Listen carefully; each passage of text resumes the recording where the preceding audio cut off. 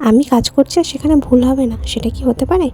সামনেই সরস্বতী পুজো, তাই ভাবলাম আমরা যেখানে পুজো করি তার একটা সুন্দর ব্যাকগ্রাউন্ড করব, দেখতে যাতে সুন্দর লাগে। তাই একটা কাপড় আর রং তুলি নিয়ে বসে পড়লাম। কিন্তু দেখো, যে কাপড়টা নিয়েছি এতই পাতলা, রং কিছুতেই বসছে না। আর আমার হাজারটা তো ভুল আছেই। তার মধ্যেও চেষ্টা করলাম। এই যে বিভিন্ন ডিজাইনের কাজ আমি করি, বা পেন্টিং বা ক্রাফটিংয়ের কাজ যেগুলো আমি করি, সেগুলো কিন্তু কোনো দিনই কেউ আমাকে হাতে ধরে শেখায়নি। আমি নিজের ইচ্ছায় এটা শিখেছি, কারণ আমার এগুলো খুব ভালো লাগে। আর আমি এটা দেখিয়েছি লক্ষ্য করে, যার যে জিনিসটা বেশি ভালো লাগে সেটা কিন্তু নতুন করে কেউ কাউকে শেখায় না, নিজে থেকেই শেখা হয়ে যায়, শুধু একটু মনের জোর লাগে। আমারও তাই, আমি এটা নিজের মনের ইচ্ছায় সম্পূর্ণভাবে শিখেছি।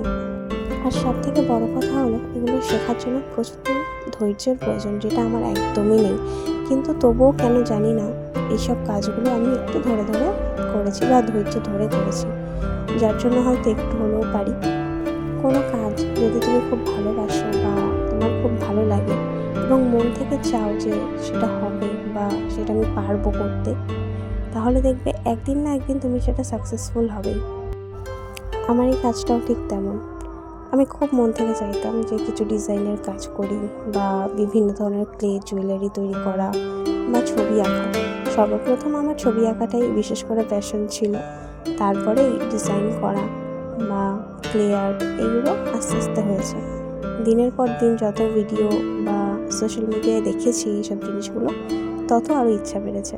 আর যখনই ইচ্ছা বেড়েছে তখনই চেষ্টা করেছি। হ্যাঁ, অনেকবার ফেলিওর হয়েছি, কিন্তু এখন কিছুটা হলেও পারি। এখনও যে ফেলিওর হই না তা নয়, কিন্তু তাও চেষ্টা করে যাই, কারণ এই কাজটা আমার ভালো লাগে। যাই হোক, ভিডিওটা ভালো লাগলে একটা লাইক করে দিও। Thank you.